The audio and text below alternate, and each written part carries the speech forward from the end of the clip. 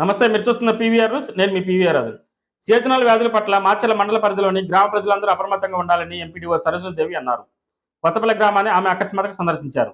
గ్రామంలోని ప్రభుత్వ పాఠశాల, అంగన్వాడీ కేంద్రాలు, సచివాలయాలను అకస్మాత్తుగా తనిఖీ చేపట్టారు. గ్రామంలోని డ్రైనేజీపై ప్రత్యేక దృష్టి సారించాలని సచివాలయ సిబ్బందికి సూచించారు.